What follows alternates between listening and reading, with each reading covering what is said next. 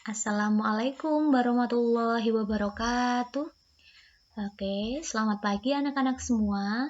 Ibu harap kalian dalam keadaan sehat semua ya. Oke, baiklah, pada kesempatan kali ini kita akan belajar muatan pelajaran IPA dengan materi ekosistem. Oke, nah, serta hubungannya antara makhluk hidup dalam ekosistem tersebut. Nah, anak-anak, coba kalian ingat. Masih ingat tidak di materi sebelumnya, kalian sering sekali mendengar istilah ekosistem. Lalu, apa sih sebenarnya ekosistem itu? Baiklah, di sini kita lihat di slide ini. Kita lihat, ekosistem adalah interaksi antara makhluk hidup dan benda-benda tak hidup di sebuah lingkungan. Bagian yang hidup di sebuah lingkungan itu terdiri atas tumbuhan, hewan, dan makhluk hidup lainnya. Sedangkan bagian lingkungan yang tak hidup terdiri atas cahaya matahari, air, udara, dan tanah. Bagian hidup dan tak hidup ini di sebuah lingkungan saling berinteraksi dan saling bergantung satu sama lain dan membentuklah sebuah ekosistem. Nah, kalian perhatikan gambar-gambar tersebut. Kalian bisa melihat di situ ada jenis-jenis ekosistem darat. Pada dasarnya, ekosistem yang ada di dunia ini dibagi menjadi dua, yaitu ekosistem alami dan ekosistem buatan. Ekosistem alami inilah yang terdiri dari ekosistem air dan ekosistem darat. Nah, ekosistem darat ini terdiri dari padang rumput, hutan, padang pasir, tundra, dan taiga. Ekosistem darat ini dibedakan oleh tingkat curah hujan dan iklimnya. Sedangkan ekosistem air terdiri atas ekosistem air tawar dan ekosistem air asin. Ekosistem air asin itu terdiri atas terumbu karang dan ekosistem laut dalam. Sedangkan ekosistem air tawar contohnya adalah ekosistem danau, kolam, dan sungai. Nah, kemudian selanjutnya di situ kita bisa melihat tentang jaring-jaring makanan. Apa yang disebut dengan jaring-jaring makanan? Nah, di situ penjelasannya, jaring-jaring makanan adalah kumpulan dari beberapa rantai makanan dalam suatu ekosistem. Di dalam jaring-jaring makanan, jumlah hewan yang terlibat semakin banyak, dan energi yang mengalir juga semakin kompleks. Pada jaring-jaring makanan, dimungkinkan terjadi persaingan antara makhluk hidup, baik di dalam rantai makanan maupun di dalam jaring-jaring makanan. Setiap komponen yang ada di dalam jaring-jaring makanan saling mempengaruhi satu dengan yang lain. Kita perhatikan selanjutnya, di situ ada gambar-gambar jaring-jaring makanan. Anak-anak bisa melihat di layar. Di situ ada gambar tumbuhan sebagai produsen. Kemudian ada gambar satu, yaitu tumbuhan dimakan oleh kelinci. Kemudian kelinci itu nanti dimakan oleh burung elang. Kemudian ada gambar juga tumbuhan dimakan oleh tikus dan tikus dimakan oleh rubah. Selanjutnya ada juga tumbuhan dimakan burung pemakan biji, burung pemakan biji dimakan rubah.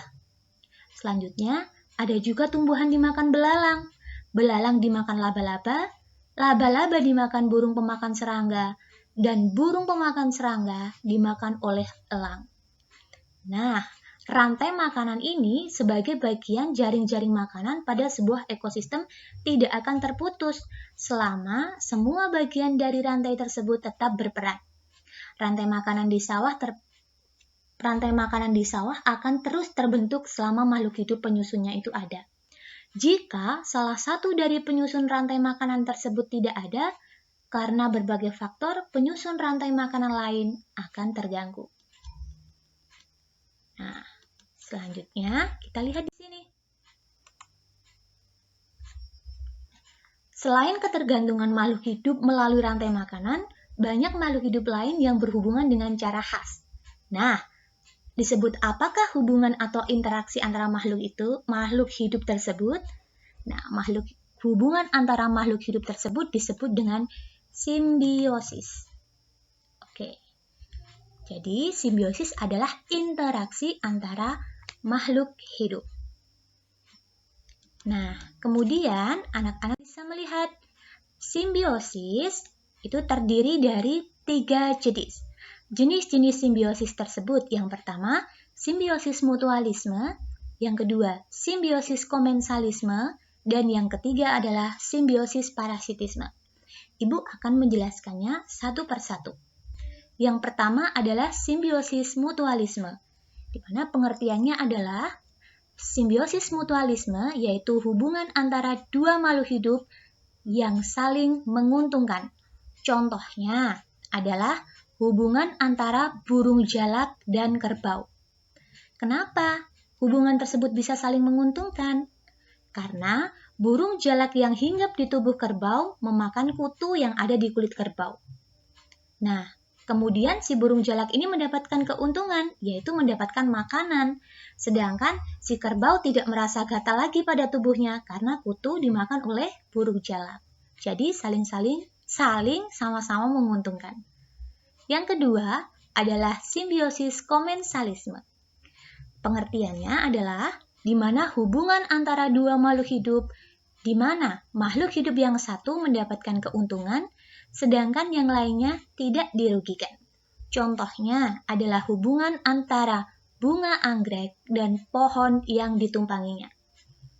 Jadi satu untung, tapi yang lain tidak dirugikan. Kenapa? Karena kita lihat di situ, tumbuhan anggrek mendapatkan keuntungan karena mendapat tumpangan hidup pada pohon. Sedangkan selama menumpang, anggrek tidak merugikan pohon yang ditempelinya. Jadi satu untung sedangkan yang lain tidak dirugikan. Kemudian yang ketiga adalah simbiosis parasitisme. Pengertiannya adalah hubungan antara dua makhluk hidup di mana salah satu makhluk hidup mendapatkan keuntungan, sedangkan sebaliknya makhluk hidup yang lain mendapat kerugian. Contohnya adalah hubungan antara pohon mangga dan benalu. Kenapa bisa begitu? Karena kita lihat benalu dapat hidup subur karena menghisap zat makanan dari pohon mangga. Sedangkan pohon mangga tersebut lama-lama akan menjadi kurus dan lambat laun bisa mati. Jadi pohon mangga mengalami kerugian, sedangkan benalu mendapatkan keuntungan. Kita bisa melihat gambarnya di sini. Nah, simbiosis mutualisme antara jalak dan kerbau, simbiosis komensalisme antara bunga anggrek dan pohon yang ditumpanginya, sedangkan simbiosis parasitisme yaitu benalu dan pohon mangga. Kalian bisa melihat di gambar slide tersebut. Nah, itu tadi video pembelajaran dari Ibu. Semoga bermanfaat. Sekian dan terima kasih. Assalamualaikum warahmatullahi wabarakatuh.